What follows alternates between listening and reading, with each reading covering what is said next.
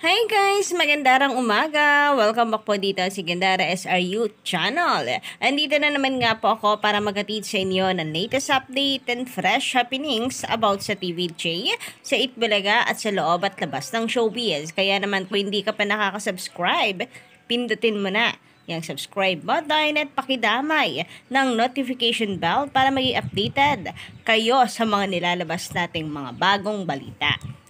Panibagong araw, panibagong update na naman nga ang ating pag-uusapan. At eto po ngayon ay pumapatungkol dito sa It's Showtime na malapit na pong mapanood sa GMA 7. April 6, ang inaasahang matinding labanan ng Itbulaga at ng It's Showtime. So ako inaasahan ko na nalalamang po sila sa views sa mga unang araw. Dahil gano'n naman usually, di ba, mga kadavercast, out of curiosity ng mga tao. Pero meron pong isang patunay at nagpapatunay lamang na ang Itbulaga ay hindi po kaya ng It's Showtime. Hindi kayang patumbahin at wala silang laban dito. Sa bagay ilang taon, ilang dekada na rin na naglalaban po ang It's Showtime. Isang dekada na rin, di ba? Naglalaban ng Showtime at Itbulaga. And ako, magi-stick po ako mga kadavercast dun sa paulit-ulit kong sinasabi nitong mga nakaraang buwan, taon na mas okay pa sa akin na maglaban ang Showtime at Itbulaga. Manguna ang Showtime kung paminsan-minsan kesa naman po sa Tape Inc. or Tahanang Pinakamasaya or Itbulaga pa nga noon ang ginagamit nilang title. Kasi yan na talaga yun eh. Yan na po talaga ang noontime show sa Pilipinas. Showtime at Itbulaga. Ang TVJ naman kahit ano pong mangyari, hindi po lalayasan yan ang mga sponsors and advertisers dahil may sarili na yung fandom. Kumbaga lalaban at lalaban, hindi malulugi ang Itbulaga dahil meron na silang mga fans na dahilan kung bakit nananatili rin ang kanilang mga advertisers sa kanila. Dahil ang TVJ ay hindi naman po iiwan ng taong bayan na nangako na kahit saan sila mapunta, susunod po sila. Kagaya po namin, di ba? Narito nga po until now. Nandito kami at nakasuporta sa TVJ sa Itbulaga. So hanggat nandito kami, hindi po mangyayari itong mga rumors na kung saan pupulutin sa kangkungan, magsasara ang Itbulaga. Katapusan na ng TVJ, napaka-imposible po niyan. And eto nga, yung isa pong patunay at nagpapatunay lamang na ang It's Showtime ay until now, nasusupalpal po ng katotohanan na ang EB ay hindi po nila basta-basta kayang patumbahin. So, ito yung mga komento ng mga netizens at of course ng mga davercads.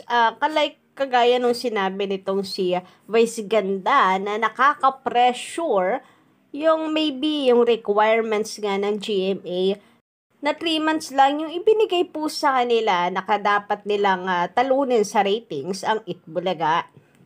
So, hindi siya mape-pressure kung kayang-kaya talaga nilang ipangako yon. If they know na kayang-kaya po nilang gawin yon mga kadavercads. Pero, yun nga kasi ang katotohanan na sumusupalpal po sa kanila na mahirap pong banggain ang Itbulaga. Hindi nila kaya basta-basta na lamang po itong pataubin. Kaya nandun yung pressure para po sa kanila. So, kung gandahan man nila ang kanilang mga programa ngayon, kadavercads, given naman na yon since meron nga po silang requirements na kailangan mapatumba nila, mapataob at matalo ang Itbulaga sa loob ng 3 buwan. Nakikita nyo yung difference guys nila. Ang It's Showtime ay gumagawa ng mga segments na alam na maaari pong magpatalo sa ratings ng Itbulaga. Samantalang ang TVJ, kung gumawa man po sila ng mga bagong segments, it's para sa pagpapaganda ng kanilang programa pa at para po sa kahilingan ng kanilang mga audience, viewers, kasi yun naman talaga ang main reason ng kanilang pagla-live, pag-entertain, ang ma-entertain ang kanilang mga viewers. So, yung kagustuhan ng viewers ang kanilang ibibigay. Hindi dahil sa nakikipagkompetensya sila. So, nakafocus lang sila sa pagpapaganda ng programa. Samantalang ang Showtime, nakafocus kung paano patutumbahin ng Itbulaga. Patataubin at matalo sa ratings. That's the big difference, mga kadamay-kad. So, isang malaking patunay at supalpal lamang po yan na ang Itbulaga talagang matibay ang pundasyon, legend na yan, nasa kanila ang corona. Sabi nga ng showbiz columnist na si Christopher Min, ang Itbulaga ay wala nang dapat patunayan sa Showtime. Mula sa article na nilabas ng Bandera, ipinagtanggol ni Christopher Min ang Itbulaga sa bashers ilang araw bago ang inaabangang pag-ere ng It Showtime sa GMA Network. Ngayong buwan ng Abril, inaasahan ang mas matindi at mas mainit pang tapatan ng dalawang noontime show dahil nga mapapanood na rin ang kapamilya noontime show sa Kapuso Station. Marami ang nagsasabing tuluyan na raw matatalo ng programa ni na Vice Ganda, Ann Curtis at Bong Navarro ang longest running noontime show sa Asia na pinapangunahan pa rin ni Tito Soto, Vic Soto at Joey De Leon.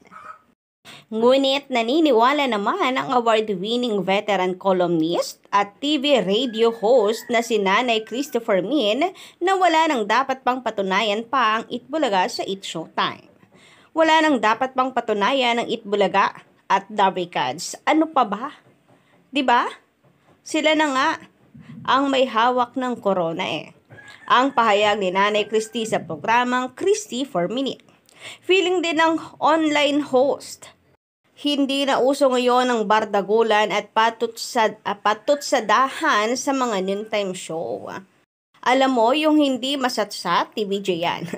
Yung wala na silang iniisip at wala na kasing dapat pang patunayan. Yun yung mga tahimik lang. Ang mahalaga, babantayan nila ang kanilang programa, paghuhusayan pa nila, lalo para sa ikatutuwa ng ating manonood. Yun naman talaga dapat, di ba? Sabi pa ni Nanay Christy, which is true. Yan nga yung sinasabi ko mga kadarikans, the big difference ng Showtime at ng Itbulaga. Nakafocus po ang Itbulaga sa kanilang programa, sa pagpapaganda at paghuhusay at pagpapahusay pa ng kanilang way sa pag-entertain ng kanilang mga viewers na siyang main reason ng kanilang programa na entertainment. Samantalang ang Showtime ay nakafocus kung paano po nila tatalunin ng Itbulaga. Kumbaga, happy lang sa Itbulaga, sa Showtime, pressure ang nararamdaman. Hindi yung kung ano-anong sasabihin, bardagulan dito, personalan dyan, hindi na po uso yan ngayon. Hindi na talaga, dagdag pa ni Nanay Christy. So actually guys, mayroong nagsasabing mga netizen, commenter natin actually na sana nga raw, ganito na lang. At wag daw po magpadala sa sulsol itong si Vice Ganda, kasi alam niyo naman na labanan po talaga ngayon ng GMA at TV5. Kita nyo naman kung gaano ka-personal sa GMA. Kung gaano pala, rather, kung gaano po nakatutok sa business sila.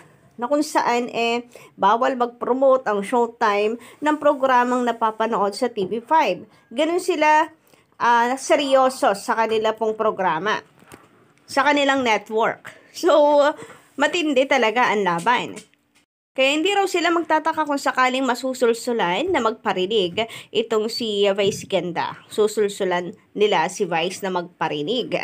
Pero sana, wag itong gawin domino ni Vice ang magpasulsul. Dahil yan ang simula ng katapusan nila kasi dyan nagsimula ang katapusan ng tahanang pinakamasaya dahil sa kayabangan at masyado pong mataas na, alam niyo yun, tingin sa sarili ng mga host dito kagaya ni Paulo Fuentes na binabanatan ang TVJ. So, hindi malamang mangyari na yun din ang mangyari sa Showtime simula ng downfall nila kapag ginawa nila ito sa TVJ. Sabi pa dito, last March 20 naganap ang makasisayang contract signing sa pagitan ng ABS-CBN at GMA7 para sa pagpapalabas ng It's Showtime sa bago nitong bahay. Sa gitna ng historic moment na ito, may balitang binigyan daw ng GMA Network ng 3 buwang palugit ang It's Showtime para talunin ang Itbulaga. Naku, pasensya na po sa background natin. Alam niyo na, pag morning, malay nyo lang naman, namimiss nyo rin yung tilaok na ating mga manok. Charis, ito raw ang dahilan kaya nagsabi si Vice ganda sa contract signing nila sa GMA7 ng nakaka-pressure. So for me, hindi po sasabihin yan ni Vice ganda kung kaya nila at kampante po sila na kaya nilang talunin at patumbahin basta-basta na lang ang Itbulaga. Kaya nandun yung pressure sa kanila, isang malaking patunay lamang po yan. Kumbaga, isang malaking supalpal para kay Vice Ganda na until now, nandun pa rin sila sa target na talunin ang Itbulaga. Nandun pa rin sila sa hindi nila kayang talunin ang EB. Kasi, until now, andun pa rin sila sa papaano ba nila tatalunin ang EB. Samantala, ang EB at ang TVJ, until now, nandyan pa rin po sa kampante lang, masaya lang.